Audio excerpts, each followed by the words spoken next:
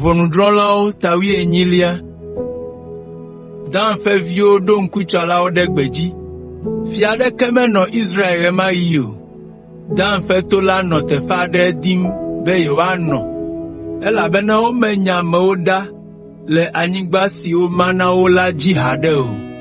Eya ta Dan ƒe to la tia kalẽtɔ 5 tso Zora kple Estaol duwo me be woayi aɖatsa ŋku le anyigba si dzi wodi be yewoanɔ la dzi. Esi wova ɖo Efraim ƒe tonyigba dzi la, wodze Mika ƒe aƒe me. Wolé to ɖe Levitɔ la ƒe gbegbɔgblɔ ŋu, eye woɖe kpɔe hebiae be, nɔvi, nu ka wɔm nèle le afi sia? Afi ka nètso?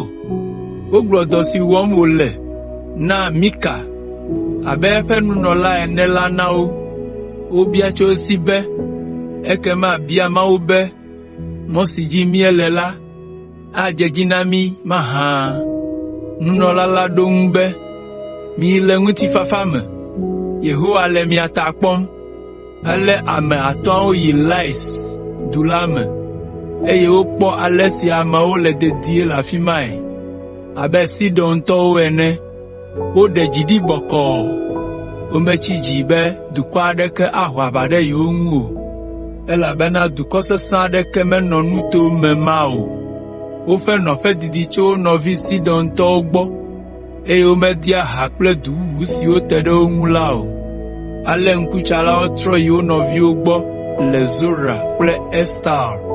Wobia wo be, aleke miedee, eye nu kawo miekpɔ?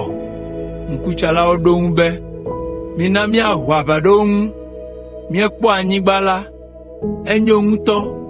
Migawɔ kuvia le anyigba la xɔxɔ ŋu o. Ne míeyi la, míakpɔ be ameawo le ŋutifafa me. Anyigba la nyo eye wòlolo. Naneke mahiã mí le anyigba ma dzi o. Mawu tsɔ anyigba la de asi na mí xoxo. Ale ŋutsu 600 tso Dan ƒe to la me bla akpa, eye wodze mɔ tso Zora kple Estaol. Gbã la, woƒu asaɖa anyi ɖe teƒe aɖe si nɔ Kiriat Yearim ƒe ɣetoɖoƒe lɔƒo le Yudanyigba dzi. Woyɔa teƒe sia egbe be Maham, si gɔmee nye Dan ƒe asaɖa. Tso afi ma wolia to la yi Efraim to la ƒe anyigba dzi. Woxɔ Mika ƒe legbawo, eye wolé nunɔla la.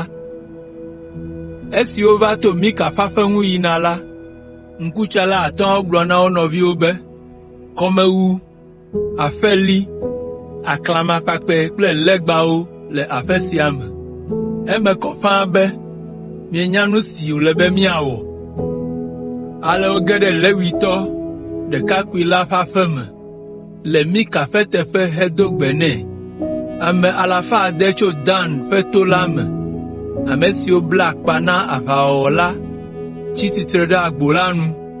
Ŋkutsala 5 ge ɖe xɔ la me, eye wolɔ aklamakpakpɛawo, kɔmewu la, aƒeli la kple legba la, esime nunɔla la nɔ agbo la nu kple asrafo 600 siwo kpla woƒe aʋawɔnuwo. Esi Levitɔ la kpɔ be wotsɔ nu siawo la, ebia wo be, nu ka wɔm miele? Wogblɔ nɛ be, zi ɖoɖoe, megagblɔ nya aɖeke o. Dze mía yome, eye nànye fofo kple nunɔla na mí katã. Ɖe menyo be nànye nunɔla na Israel ƒe to blibo la, ɖeka wu nànye nunɔla na ame ɖeka pɛ ko ƒe aƒe oa? Levitɔ la lɔ̃ be yeayi kpli wo. Ale wotsɔ kɔmewu la, aƒedomemawuwo kple aklamakpakpɛwo hedze wo yome. Wotsɔ woƒe viwo, woƒe lãhawo kple woƒe nunɔamesiwo ɖo ŋgɔ eye wotrɔ hedzo. Esi wogblẽ Mika ƒe aƒe la ɖe megbe ʋɛe ko la, ŋutsu siwo nye Mika ƒe aƒelikawo la ƒo wo ɖokui nu ƒu, eye wosi du va tu Dan ƒe viwo. Esi wole ɣli dom le wo yome la, Dan ƒe viwo trɔ gblɔ na Mika be, nu kae le wɔwòm be nèyɔ wò amewo be woawɔ avu kpli mí? Eɖo ŋu na wo be, mietsɔ mawo siwo mewɔ kple nye nunɔla dzoe. Nu kae gasusɔ ɖe asinye? Nu ka ŋutie miabiam be, nu kae le wɔwòm mahã? Dan ƒe to la ɖo ŋu be, mègahe nya kpli mí o, ne menye nenema o la, ame siwo doa dziku kabakaba la dometɔ aɖewo adze mia dzi, eye wò kple wò aƒe miabu miaƒe agbe. Ale Dan ƒe to la gaho ɖe edzi, eye esi Mika kpɔ be ameawo sẽ wu yewo akpata la, etrɔ dzo yi aƒe me. Dan to la tsɔ Mika ƒe legbawo, eye wòkplɔ eƒe nunɔlawo va ɖo Lais. Lais dua me tɔwo nɔ anyi le ŋutifafa me, eye womenya be naneke le dzɔdzɔm o. Wodze wo dzi kple yi, eye wotɔ dzo woƒe dua. Kpeɖeŋutɔ aɖeke menɔ anyi axɔ na wo o, elabena woƒe teƒea didi tso Sidon gbɔ, eye womedo ka kple ame bubu aɖeke wo hã o. Du la nɔ balime si te ɖe Bet Rehob ŋu. Dan ƒe to la gbugbɔ du la tu nyuie, eye wonɔ afi ma. Woyɔ du la tsã be Lais. Ke Dan ƒe to la tsɔ wo fofo Dan, Israelvi ŋutsu ƒe ŋkɔ nɛ. Wowɔ teƒe na legbawo, eye wowɔ Gerson ƒe vi kple Mose ƒe tɔgbuiyɔvi, ame si ŋkɔe nye Yonatan, kple via ŋutsuwo nunɔlawoe.